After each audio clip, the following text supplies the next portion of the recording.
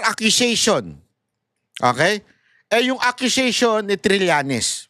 Punta tayo ngayon dyan. Etong bida-bidang si Ang sabi Trillanes. po ni VP Sara, for nearly a decade, talaga naman pong ito na daw yung ipinapalabas po ninyong storya. Mula 2016 hanggang 2026, nothing in his narrative has changed. Ang pinagbago lamang daw po ay yung makinarya dahil kumbaga binaback upan na daw po kayo ng sitting president. Ano po ang komento nyo dito, sir? Alam niyo yung kanyang denial is neither here nor there, ano? Kasi general denial 'yan at wala yang value compared dun sa mga overwhelming evidence na naipakita. Dapat ang pag-refute niya nitong mga ebidensya na naipresenta kahapon ay magpirma siya ng waiver niya at bank waiver niya para sa ganun i-disprove niya na hindi totoo yan. Now, patutunayan ko sa inyo na this person is really stupid. You know why? Para daw mapatunayan na hindi totoo yung mga sinasabi doon sa mga pinresinta nila. Especially yung pinresinta nito na tumatanggap ang pamilya Duterte, kasama pa nga si Kitty doon, from the drug lord. Alam mo, ang sabi niya, para mapatunayan ni VP Sara, bakit di siya magpirma ng waiver? How stupid is that? Sorry that kind of logic is the most stupid logic ever. You know why? You have the responsibility to prove your accusation. The benefit of the doubt ay na kay VP Sara Duterte. Ibig sabihin, hindi si VP Sara Duterte magpapatunay na wala siyang kasalanan. Ang magpapatunay ay kayong nag-aakusa sa kanya. So you don't say, I will sign the waiver. You don't say na, oy VP Sara, mag-sign ka nga ng waiver para mapatunayan mong wala kang kasalanan. Kayo ang nag-aakusa. Kayo ang may bigat na magpatunay na may kasalanan si BP. Hindi yung si BP Sara Duterte patutunayan niyang inosente siya. Dahil nasa sa inyo yung bigat ng pag-aakusa. Nasa sa inyo ang bigat na magpresenta ng ebidensya. Bigyan kita ng example, Trillanes, Bigyan kita ng example. Inakusahan ka nung mga ex-security ni Zaldico.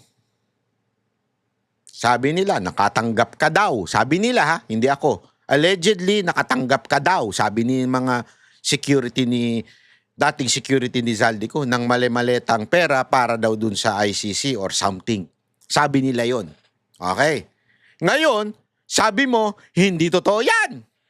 That is not true.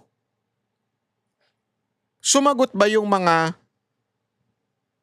ex-security ni Zaldico o di kaya yung kanilang abogado na si Attorney Baligod at sinabi niya, if it is not true, can you sign a waiver of your bank account?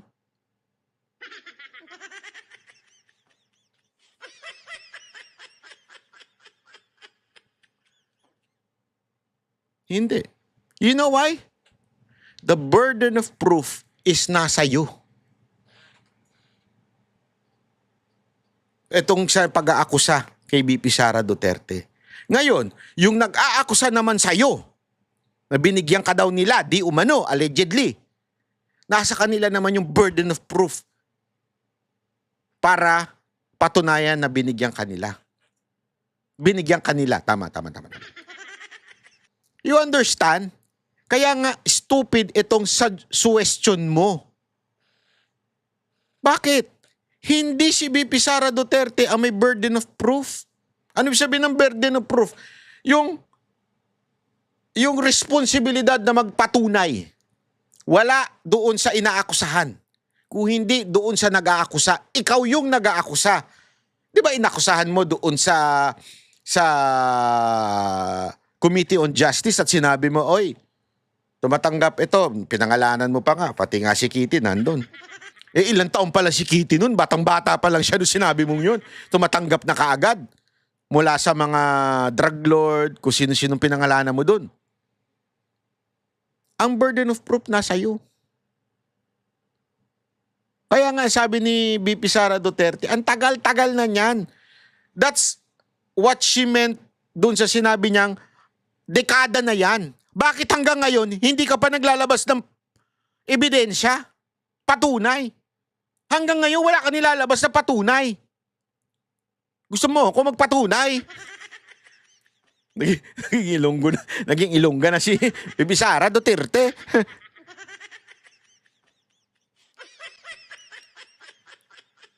Kaya ang laking kalokohan eh.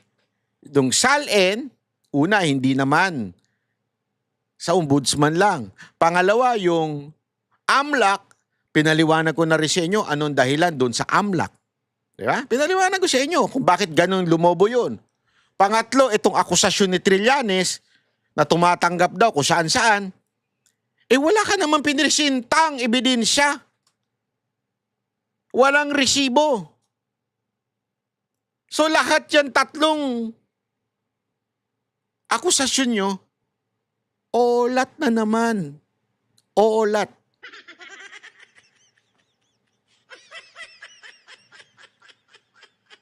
Hindi totoo. Olat lahat yan.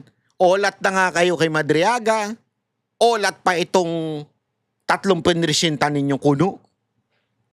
Kami ang boses ng masa, hindi natatakot. Katotohanan lang, di kami nalulunod. Walang bahid ng sismis, lahat ay totoo. Kahit sino ka pa, pag mali ka babanatan ka. Walang pinipiling kulay, wala kaming kinikilingan. Basta para sa bayan, kami lalaban. Pagdama palapakan, pag mali banatan. Di matitinag, di matatakot. Para sa bayan, tuloy ang sigaw. Sa harap ng kamera, walang halong takot. Mga baluktot, lahat kayo'y tutumba. Ang hustisya at totoo, yun lang ang mahalaga. Kahit sinong harang, di kami matitinag. Walang pinipiling kulay, wala kaming kinikilingan. Basta para sa bayan, kami lalaban.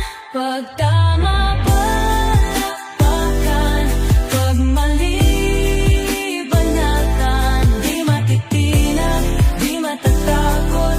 Para sa bayan, tuloy ang sigaw.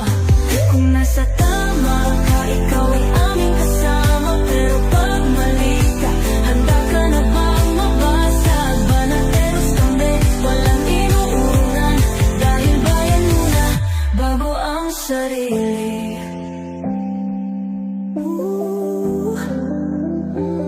Bago ang sarili.